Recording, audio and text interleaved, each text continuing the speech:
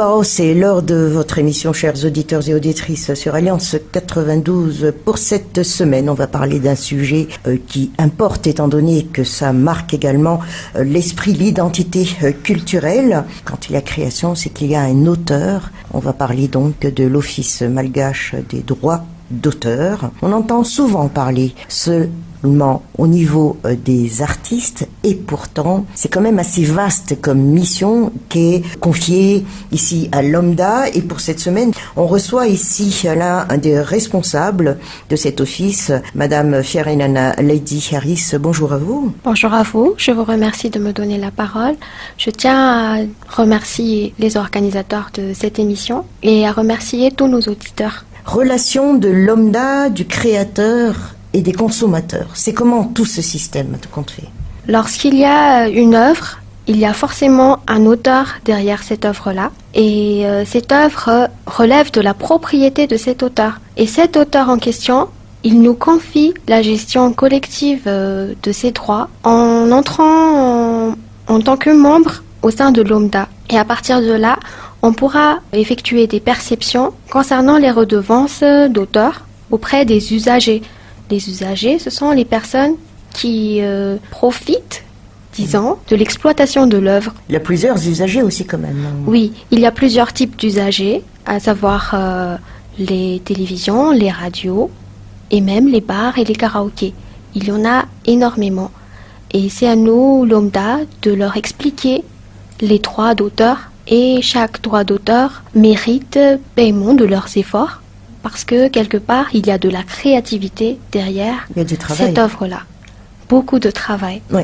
Il est question aussi de gestion quand même, gestion collective. Mais est-ce à dire que cela se facilite par le biais de se faire connaître et de s'inscrire au niveau de l'OMDA et de percevoir après, et pourtant il y a perception et répartition quand même. Oui, la perception se fait collectivement. S'il y a un usager qui exploite une œuvre au sein de son établissement, on effectue une seule perception au niveau de cet usager. Mais concernant la répartition, ça se fera individuellement.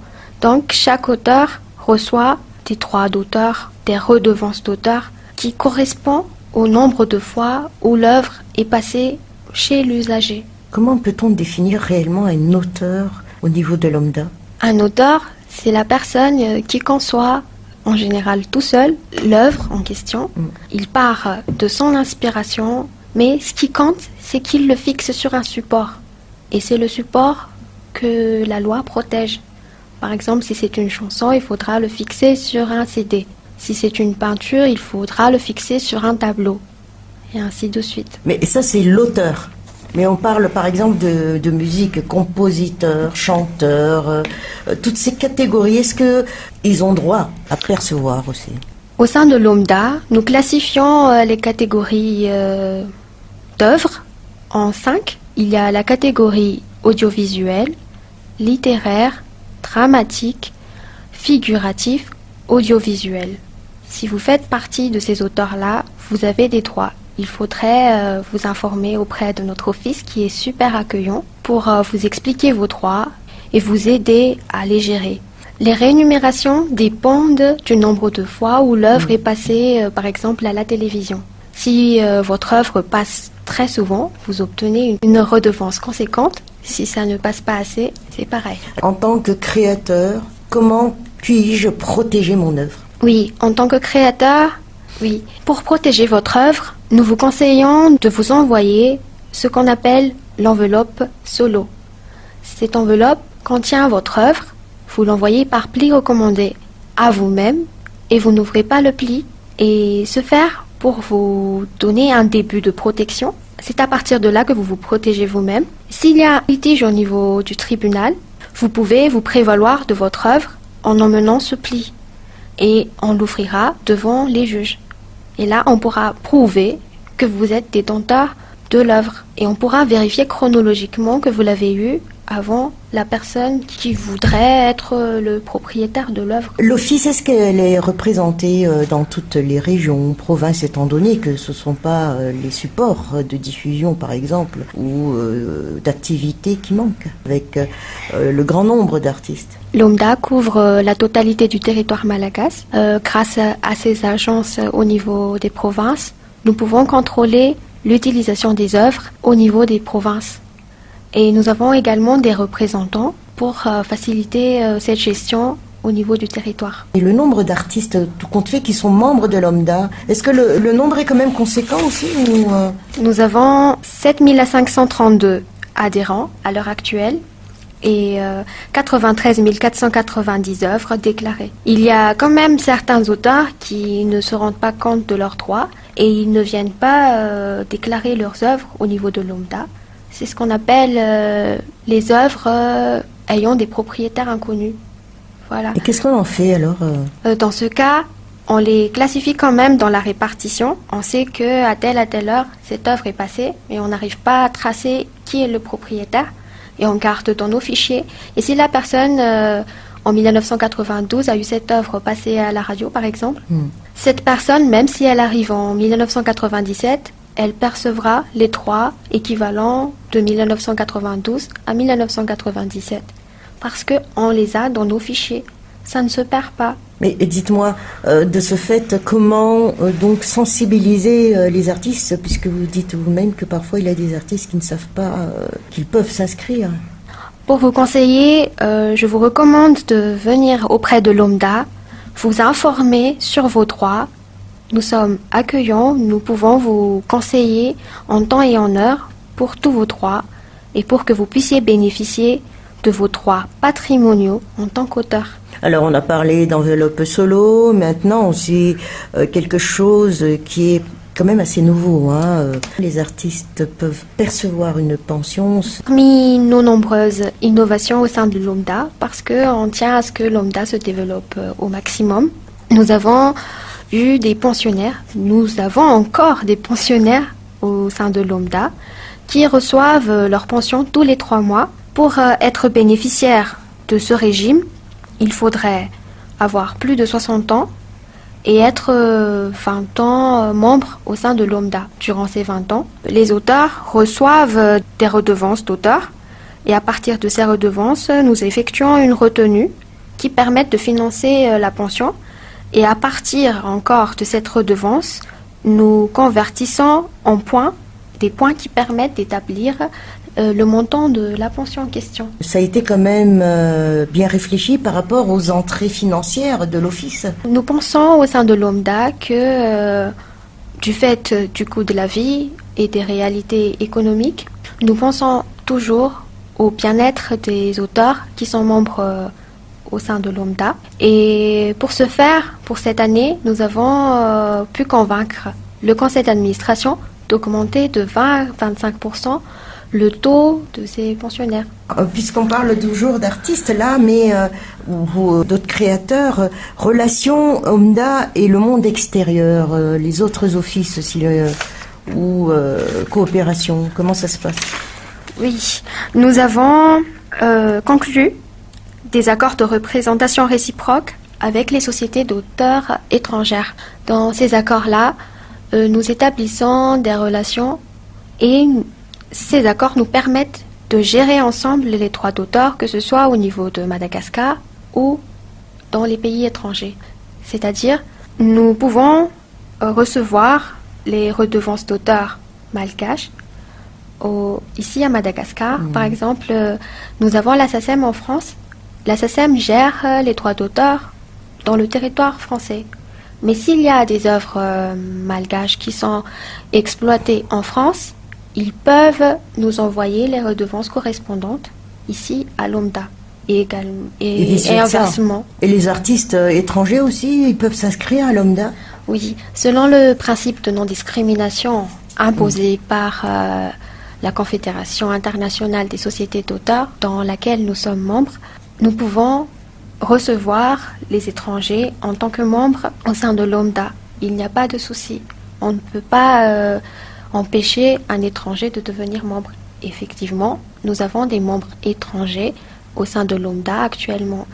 Et inversement, nous avons des auteurs malagasy qui sont membres au sein de la SACEM et les autres sociétés d'auteurs du monde entier. 35 ans d'existence, elle est encore assez jeune quand même, l'Office, mais dites-moi par rapport aux lois existantes et exploitées et comme repère pour l'Office, est-ce que nous sommes encore dans le temps ou est-ce qu'il faudrait changer quelque chose? Nous avons un décret numéro 98-435 qui se charge de la perception et de la répartition. Dans ce décret, nous établissons les règles, mais le souci est que ça date de 1998. Aujourd'hui, on est à peu près à 20 ans d'application de ce décret.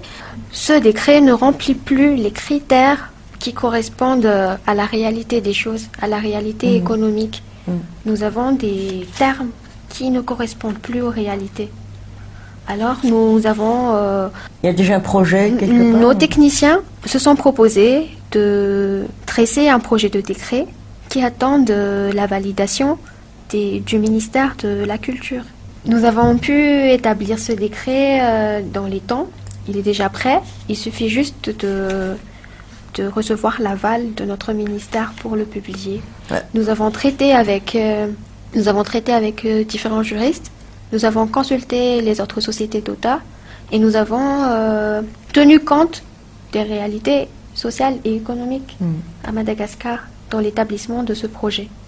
On a parlé donc de la collaboration avec les autres offices à l'extérieur, mais quelle est la différence ou quelle est la complémentarité entre l'OMDA et l'OMACI? Parce que tout est question de culture aussi. L'OMACI est chargé de la promotion du cinéma. L'OMDA est plutôt chargé de la gestion des droits d'auteur et les œuvres protégées.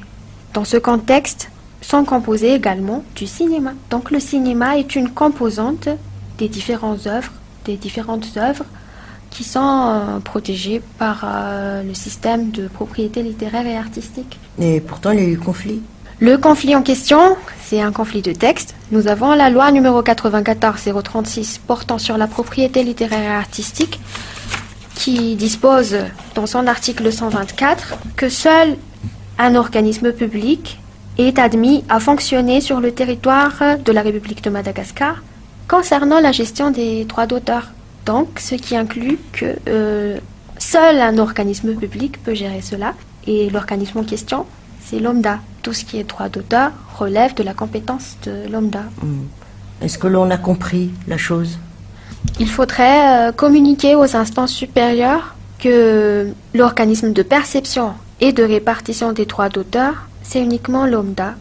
Et tout ce qui empiète sur la compétence de l'OMDA crée un conflit de compétences, sans compter le conflit de texte entre la loi de l'OMACI et la loi sur la propriété littéraire et artistique. Notre point quand même, c'est le support utilisé par les artistes. Si l'on revient sur la musique, c'est nous suivons quand même l'évolution de la technologie, mais une grande bataille a été aussi lancée quand même depuis quelques années par l'Office malgache des droits d'auteur, c'est le piratage. Où est-ce que nous en sommes actuellement? Est-ce que ça continue ou on fait ça périodiquement ou ponctuellement?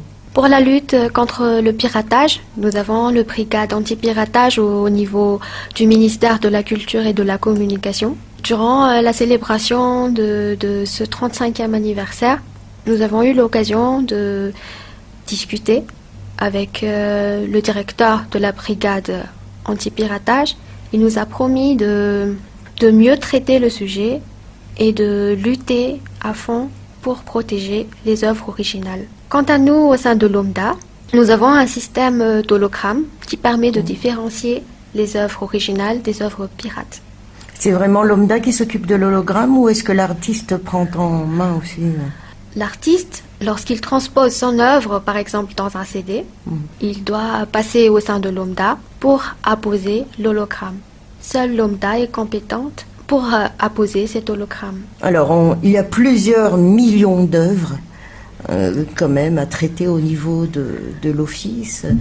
Est-ce que l'Office exploite les nouvelles technologies afin justement de répondre aux attentes de part et d'autre? Actuellement, nous avons l'intention de recevoir, ce n'est plus une intention, ça va se concrétiser. Nous allons recevoir les créateurs d'un logiciel qui permettra de mieux répartir les droits d'auteur. Il octroiera des formations et il nous permettra de mieux gérer ce niveau-là. Comment satisfaire ou comment raffermir les relations entre les créateurs et l'Office? Comment vous faites? Nous, au sein de l'OMDA, nous voulons vraiment promouvoir la culture malagasy, la culture de nos ancêtres et même la culture contemporaine. Mais ce qui compte, c'est que les auteurs continuent de créer. C'est ce qui nous importe. Et au sein de l'OMDA, nous avons par exemple organisé des spectacles comme le Tunka Lankir. Nous distribuons des prix pour les auteurs et nous finançons leurs activités. Sans compter que parfois on organise des partages d'expériences entre les artistes aînés et les artistes d'aujourd'hui pour qu'ils puissent évoluer dans ce milieu-là. Nous avons aussi parfois des compétitions sportives qui permettent d'avoir des échanges naturels entre les auteurs et les agents de l'OMDA. Créer le lien pour mieux travailler aussi et pour mieux créer alors. Des liens de confiance et des liens pour développer le milieu des auteurs. 35 ans, beaucoup reste encore à faire, il me semble, mais il y a ce projet donc de valorisation de la nouvelle technologie pour accélérer les choses, mais chaque jour, il y a création aussi. Et c'est votre message alors Nous adressons particulièrement ce message à toutes les personnes qui ont l'esprit de créativité et qui désirent se développer dans ce milieu.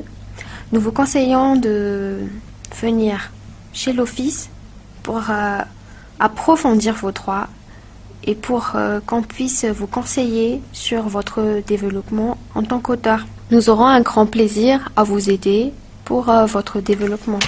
Nous tenons à ce que les auteurs sachent que nous avons la porte grande ouverte afin de vous aider dans l'exploitation et l'utilisation de vos œuvres. Eh bien, c'était l'embarras aussi de l'OMDA, représenté par Fiarelana Lady Harris.